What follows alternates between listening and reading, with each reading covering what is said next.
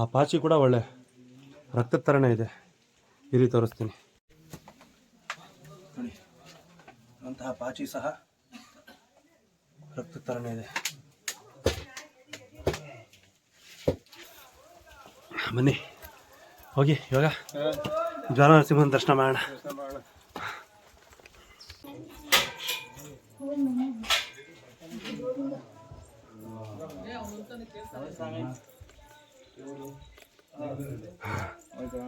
ಸ್ವಾಮಿ ನಿಜವಾದ ಸ್ವರ್ಗ ಸ್ವಾಮಿ ಮೇಲೆ ಖುಷಿ ಇದೆ. ಜ್ವಾಲ ನರಸಿಂಹ ದೇವಸ್ಥಾನ ಇಲ್ಲ, ನೀವು ಪೂರ್ತಿ ಎಕ್ಸ್ಪೀರಿಯನ್ಸ್ ನಾನು ಪೂರ್ತಿ ತೋರಿಸ್ತೀನಿ ನಿಮಗೆ. ಪ್ರತಿಯೊಂದು ರೆಕಾರ್ಡ್ ಮಾಡಿದ್ದೀನಿ.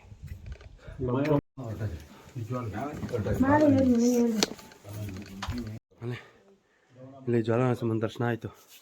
ಮಾಡ್ಕೊಂಡು ಬರ್ತಾ ಇದ್ದಂಗೆ ನಮ್ಮ ದೃಶ್ಯ ನೋಡಿ, ಪ್ರಸಾದ ಲಾಡು ಪ್ರಸಾದ. ಇವಾಗ ಇದು ಜ್ವಾಲ ನರಸಿಂಹನ ದರ್ಶನ ಮಾಡಿಕೊಂಡು ಹೊರಟ್ವಿ. ಅಂದರೆ ಅಲ್ಲಿ ವಿಡಿಯೋ ಎಲ್ಲ ಮಾಡೋಂಗಿಲ್ಲ, ಸ್ಥಳದಲ್ಲಿ ಇರುತ್ತಲ್ವಾ ವಿಡಿಯೋ ಮಾಡಬಾರ್ದು ಅಂತ. ಆದರೆ ಇಲ್ಲೇನು ಅಂತಂದರೆ ಈ ಜಾಗದಲ್ಲಿ ಹಿರಣ್ಯಕಶಿಪುವಿನ ಸಂಹಾರ ಮಾಡಿದಂಥ ಜಾಗ ಇದು. ಅಲ್ಲಿ ಸಂಹಾರ ಮಾಡಿ ಇಲ್ಲಿ ಬಂದು ಆ ರಕ್ತಕ್ಕೆ ಇಲ್ಲಿ ಕೈ ತೊಳೆದಂಥ ಜಾಗ ಇದು, ರಕ್ತಕುಂಡ. ಹಿರಣ್ಯಕಶಿಪುನ ಸಾಯಿಸಿದಾದ್ಮೇಲೆ ಇಲ್ಲಿ ಕೈ ತೊಳೆಯೋಕ್ಕೆ ಅಂತ ಬಂದಾಗ ಆಕಾಶ ಗಂಗೆ ಇಲ್ಲಿ ಬಂದು ಇದಾಗಿದ್ದಂತೆ. ಆವತ್ತಿಂದ ಇಲ್ಲಿ ನೀರು ಬರೋದು ನಿಂತೇ ಇಲ್ವಂತೆ. ಹಾಂ, ಕಸೂರು ನೀರು అంటే పచ్చగంట నీళ్ళు. Okay, colour okay. ಆ ಪಾಚಿ ಕೂಡ ಒಳ್ಳೆ ರಕ್ತದ ಥರನೇ ಇದೆ. ಇಲ್ಲಿ ತೋರಿಸ್ತೀನಿ. ಇದು ಆ ನರಸಿಂಹಸ್ವಾಮಿ ಹಿರಣ್ಯಾಕ್ಷನ ಸಂಹಾರ ಮಾಡಿದ್ದಾದ್ಮೇಲೆ ಕೈ ತೊಳೆದಂಥ ಸ್ಥಳ ಇದು. ರಕ್ತಕುಂಡ ಅಂತ ಕರೀತಾರೆ. ನೋಡಿ, ನೀರು ಪೂರ್ತಿ ಕೆಂಪದಾಗಿದೆ, ನೀವು ಅಲ್ಲಿ ನೋಡ್ಬೋದು. ಅಲ್ಲಿ ಪಾಚಿ ಕಟ್ಟಿರೋದು ಸಹ ಹಸಿರು ಕಲರ್ ಇಲ್ಲ, ಒಂಥರ ರಕ್ತದ ಕಲರೇ ಇದೆ ನೋಡಿ. ಅಂತಹ ಪಾಚಿ ಸಹ ರಕ್ತದ ಥರನೇ ಇದೆ.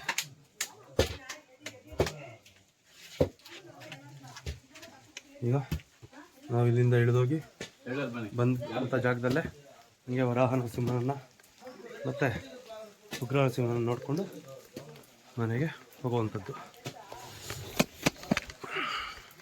ಪ್ರಕೃತಿ ಮೇಲ್ಗಡೆ ಯಾವ ಮಟ್ಟಿಗೆ ಜನಗಳಿಗೆ ಅನುಕೂಲ ಮಾಡಿಕೊಟ್ಟಿದೆ ಅಂತಂದರೆ, ಅದ್ರ ಬೇರನ್ನೇ ಒಳ್ಳೆ ಮೆಟ್ಲು ಥರ ಮಾಡಿದೆ ಅಂಕಲ್ ಮೇಲ್ಗಡೆ.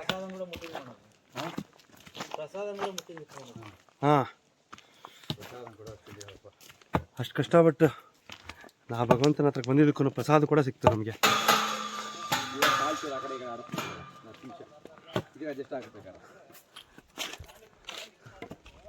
ನೋಡಿ, ಅಲ್ಲಿ ಕಾಣಿಸ್ತಾ ಇದೆಯಲ್ಲ, అదే జ్వాల నరసింహ. ఇక్కడికి వచ్చింది దర్శనానికి వచ్చి, స్వామి ఏమి నాకు ఈ పరీక్ష పెట్టినావు, అందరికి సంతానం కలిగించినావు, నాకు ఒక్కదానికి ఎందుకు ఇట్లా చేసినావు అని మొక్కునేది నరసింహ. కురప నరసింహ స్వామి, నాకు సంతానం కలిగితే ఇక్కడ నుంచి ఒడి కట్టుకొని దుంకుతా అని మొక్కునేది. ఎక్కడి నుంచి? అక్కడ నుంచి పాపని ఇట్లా ఒడి కట్టుకొని కిందికి దుంకుతా అని, సంతానం కలిగితే. ఓకే. దేవుడు ముందు ఇట్టప్పటికి ఆమెకు ఒడి కట్టాడు, సంతానం ఇచ్చాడు. ఓకే. సంతానం తీసుకొని పైకి వెళ్ళింది. ఆమె ముక్కోటి చెల్లించుకోవాలి కదా, ముగ్గురు స్తంభం ఒడి కట్టుకునేది పాపను. వాళ్ళ బంధువులంతా వచ్చినారు. దర్శనం చేసుకుంటుంటే 3 చుట్లు తిరిగింది, ప్రదక్షిణ చేసుకొని గోవిందాన్ని దుంకేసింది పైనుంచి. అక్కడ నుంచి దుంకితే ఆయన సావనిస్తాడు నరసింహస్వామి. ఉయ్యాల మరి ఊగుకుంటూ కిందికి వచ్చింది. అక్కడికి వచ్చి మనం కూర్చున్న జ్వాల నరసింహ మెట్ల మీద కూర్చొని పాపని పాలిస్తుంది. మా కోడలు కింద పడింది, మా పాప కింద పడింది అని ఉరుకులాడితే పాప ఊడి పెట్టుకొని పాలిస్తుంది కింద కూర్చొని. అది జరిగిన చరిత్ర. అట్లా చిన్న ఆమెకు లాస్ట్ ఆమెకు సంతానం లేదు. లాస్ట్ ఆమె అలా చేసిందా? ಅಂದರೆ 7 ಜನ ಅಕ್ಕ ತಂಗಿಯರಿದ್ರಂತೆ. ಅವ್ರಿಗೆ ಕೊನೆ ತಂಗಿಗೆ ಸಂತಾನ ಇರಲಿಲ್ವಂತೆ. ಇಲ್ಲಿ ಬಂದು ಮಹಾಲೋಲ ಅಂತ ನರಸಿಂಹಸ್ವಾಮಿ ಇದೆ. ಆ ಮಹಾಲೋಲ ನರಸಿಂಹಸ್ವಾಮಿ ಹತ್ರ ಹೋಗಿ ಹರಕೆ ಹೊತ್ಕೊಂಡ್ಲಂತೆ. ಎಲ್ಲರಿಗೂ ಸಂತಾನ ಆಯಿತು, ನನಗೆ ಮಾತ್ರ ಸಂತಾನ ಇಲ್ಲ. ನನಗೆ ಯಾವಾಗ ಸಂತಾನ ಆಗುತ್ತೋ ಆವಾಗ ಆ ಮಗುವನ್ನು ನನ್ನ ಮಡ್ಲಲ್ಲಿ ಇಟ್ಕೊಂಡು, ಆಗಲೇ ತೋರಿಸಿದ್ನಲ್ಲ ಮೇಲ್ಗಡೆ ಉಗ್ರಸ್ತಂಭ ಅಂತ, ಅಲ್ಲಿಂದ ಕೆಳಕ್ಕೆ ಧುಮುಕ್ತೀನಿ ಅಂತೇಳಿ ಸಂಕಲ್ಪ ಮಾಡ್ಕೊಂಡಂತೆ. ಅದಾಗಿ ಕೆಲವೇ ವರ್ಷದಲ್ಲಿ ಅವಳಿಗೆ ಸಂತಾನ ಪ್ರಾಪ್ತಿ ಆಯ್ತಂತೆ. ಆಗ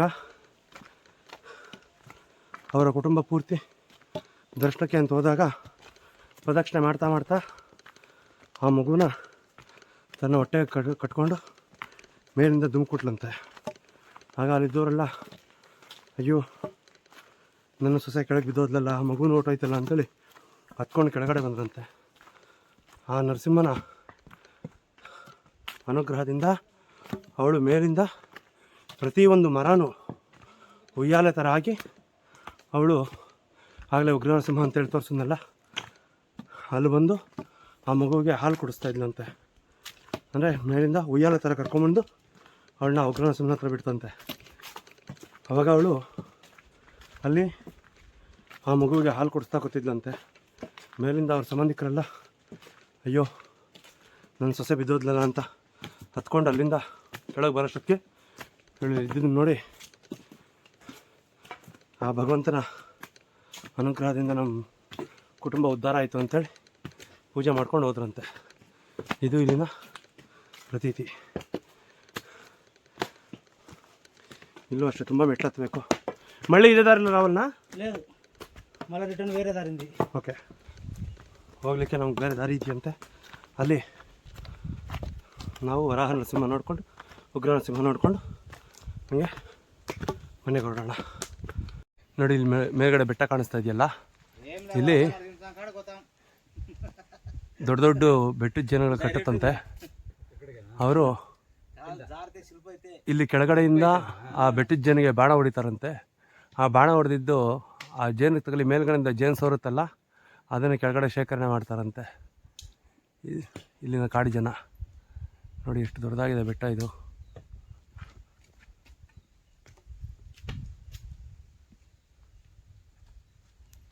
ನೋಡಿ ಇಲ್ಲಿ ಈ ಬೆಟ್ಟದಲ್ಲಿ ತುಂಬ ಜನಗಳಿರುತ್ತಂತೆ. ಯಾರಾದ್ರೂ ಈ ಮೈಲ್ಗೆ ಅವರು ಇದ್ಕೊಂಡು ಏನಾದ್ರು ಬಂದಿದ್ದಾರೆ ಅಂದರೆ ಮೆಟ್ಲು ಕೂಡ ಹತ್ತಕ್ಕೆ ಬಿಡೋದಂತೆ, ಕಚ್ಚಿ ಕಚ್ಚಿ ಹೊಡಿಸ್ತಾ ಇರತ್ತಂತೆ. ఇలింద బాణ ఓడదు ಅವರು ಜೇನು తెగేదంతే ఇలింద. నరసింహస్వామి వీరన్నదాసుని సంభవించిన తర్వాత ఎక్కడ పోయినా ఆయనకు దిక్కు తెలియక కొండలు పట్టుకొని వస్తుంటాడు. ఆయన కొండలు అడవిలో దిక్కు వస్తుంటే ముక్కోడి దేవతలు కూడా గడగడగడ వణికిపోతుంటారు. ఆయన గురు రూపం తరిచి ఆయన చూడలేక ఇది చేస్తే భక్తులతో పాట పడతాడు, శాంతపరుస్తాడు నరసింహస్వామి. శాంతపరిచిన తర్వాత వస్తూనే అంటాడు. ఆయన ఇంకా వచ్చిన తర్వాత చింతులక్ష్మి అమ్మ ఏమంటే లక్ష్మీదేవి చింతులక్ష్మి అవతారం ఎత్తి అక్కడ కొలువు తింటుంది. ఆయన దిక్కు తెలక వస్తే ఆ చింతులక్ష్మి అవతారం చూసి నిలబడిపోతాడు. అక్కడ నిలబడిపోతే సగం సింహం సగం నరుడు మామూలుగా అని ఇహో ఎవరు ఈ స్వామి ఈ స్వామి అని చెప్పి భయపడిపోతూనే ఉంటే ఎంట పడిపోతాడు ఆయన అమ్మని.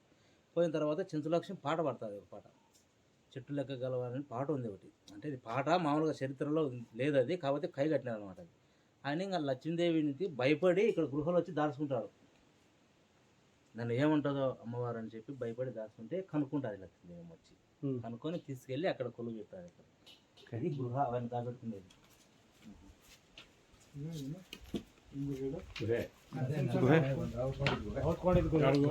ಲಕ್ಷ್ಮೀ ನರಸಿಂಹ ಅಂದರೆ ಆ ಲಕ್ಷ್ಮೀ ನರಸಿಂಹ ಆ ಹಿರಣ್ಯಕಶಿಪುನ ಸಾಯಿಸ್ಬಿಟ್ಟು ಉಗ್ರ ರೂಪಿಯಾಗಿ ಬರ್ತಾ ಇರ್ತಾನಂತೆ.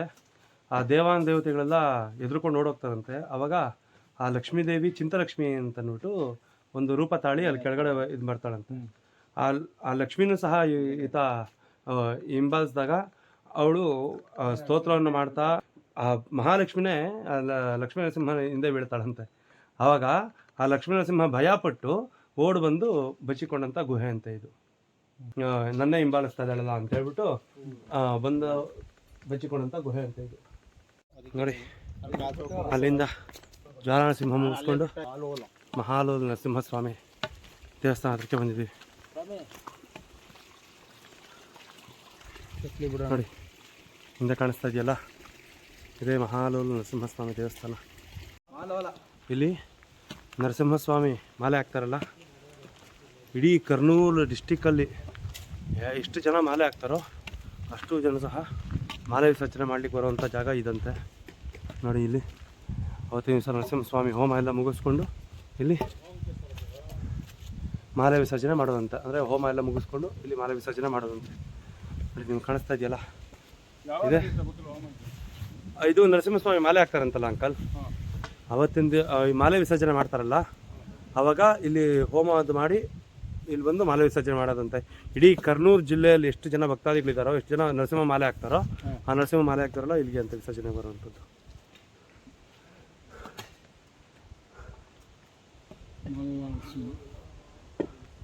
ಮಾಲೋಲ ನರಸಿಂಹ ಇದೆ, ಮಾಲೋಲ ನರಸಿಂಹಸ್ವಾಮಿ ದೇವಸ್ಥಾನ. ಪ್ರತಿ ಸತ್ಯನೂ ಹೇಳ್ತಾ ಇರ್ತಾರೆ ಇಲ್ಲಿ ವಿಡಿಯೋ ಅಂದರೆ ಒಳಗಡೆ ದೇವಸ್ಥಾನ ಒಳಗಡೆ ಫೋಟೋ ವಿಡಿಯೋ ಎಲ್ಲ ಅಲೋ ಇಲ್ಲ ಅಂತ, ಅದರಿಂದ ಆಚೆ ಕಡೆಯಿಂದನೇ ತೋರಿಸ್ತಾ ಇದ್ದೀನಿ.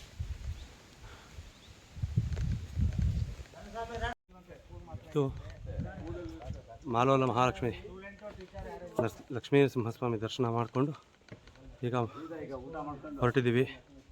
ಮಹಾಲೋಲ ಅಂತಂದರೆ ಮಹಾ ಅಂದರೆ ಮಹಾಲಕ್ಷ್ಮಿ, ಲೋಲ ಅಂದರೆ ಲಕ್ಷ್ಮೀ ಪ್ರಿಯ, ಅಂದರೆ ಆ ಉಗ್ರ ನರಸಿಂಹನನ್ನು ಶಾಂತ ಮೂರ್ತಿಯಾಗಿ ಮಾಡಿದಂತಹ ಜಾಗ ಅಂತ ಇದು. ಮೇಲೆ ನೋಡಿದ್ದು ಜ್ವಾಲಾನರಸಿಂಹ, ಕೆಳಗಡೆ ಇರುವಂಥದ್ದು ಉಗ್ರ ನರಸಿಂಹ, ಅದಕ್ಕೆ ಮಧ್ಯದಲ್ಲಿರುವಂಥದ್ದು ವರಾಹ ನರಸಿಂಹ. ಇದು ಬಂದು ಮಾಲೋಲ ನರಸಿಂಹ, ಅಂದರೆ ಆಗಲೇ ಹೇಳಿದಂತೆ ಮಹಾ ಅಂದರೆ ಮಹಾಲಕ್ಷ್ಮಿ, ಲೋಲ ಅಂದರೆ ಲಕ್ಷ್ಮೀ ಪ್ರಿಯ ನರಸಿಂಹ ಅಂತ ಈ ಕ್ಷೇತ್ರ. ಈ ನರಸಿಂಹ ಬಂದು ನವಗ್ರಹಗಳಲ್ಲಿ ಶುಕ್ರನಿಗೆ ಅಧಿಪತಿಯಂತೆ. ಈ ನರಸಿಂಹನ ದರ್ಶನ ಮಾಡೋದ್ರಿಂದ ಮತ್ತು ಈ ನರಸಿಂಹನ ಆರಾಧನೆ ಮಾಡೋದ್ರಿಂದ ಶತ್ರುವಾದಿಗಳೆಲ್ಲ ನಿವಾರಣೆ ಆಗುತ್ತೆ ಅಂಥೇಳಿ ಇಲ್ಲಿನ ಸ್ಥಳ ಪುರಾಣ. ಇನ್ನೂ ತುಂಬ ಇದೆ ಇಲ್ಲಿ ನೋಡುವಂಥ ಸ್ಥಳ. ಈಗ ನಾವು ವರಾಹ ನರಸಿಂಹನ ಹತ್ರಕ್ಕೆ ಬಂದ್ವಿ. ಆಗಲೇ ನಾವು ಬೆಳಗ್ಗೆ ಹತ್ತಿದ್ದು ಇದೇ ದಾರಿಯಲ್ಲೇ ಅದರಲ್ಲ. ಈಗ ಈ ವರಾಹ ನರಸಿಂಹನ ನೋಡಿಕೊಂಡು ಮತ್ತು ಉಗ್ರ ನರಸಿಂಹನ ಹತ್ರಕ್ಕೆ ಹೋಗುವಂಥದ್ದು. ಒಳಗಡೆ ಫೋನ್ ಅಲೋ ಇಲ್ಲ, ಅದರಿಂದ ದರ್ಶನ ಮಾಡ್ಕೊಂಬಂದು ಆಮೇಲೆ ಸಿಗ್ತೀನಿ. ವರಾಹ ನರಸಿಂಹ ಇವಾಗ ನಾವು ನೋಡಿದ್ದು ವರಾಹ ನರಸಿಂಹ ಅಂತ. ಅಂದರೆ ಈ ವರಾಹ ಸ್ವಾಮಿ ನವಗ್ರಹಗಳಲ್ಲಿ ಬಂದು ರಾಹುಗೆ ಅಧಿಪತಿ. ಮತ್ತು ಈ ವರಾಹನ ದರ್ಶನ ಮಾಡೋದ್ರಿಂದ ಮತ್ತು ಸರ್ಪದೋಷಗಳೆಲ್ಲ ನಿವಾರಣೆ ಆಗುತ್ತಂತೆ.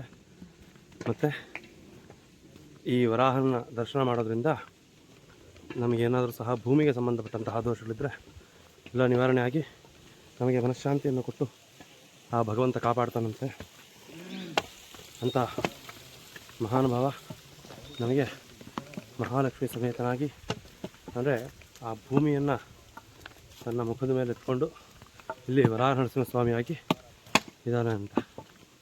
ಅದರಿಂದ ಈ ವರಾಹನ ದರ್ಶನ ಮಾಡೋದು ನಮ್ಮ ಪೂರ್ವ ಜನ್ಮ ಸುಕೃತ ಅಂತೇಳಿ ಇಲ್ಲಿನ ಸ್ಥಳ ಪುರಾಣ ಹೇಳುತ್ತೆ.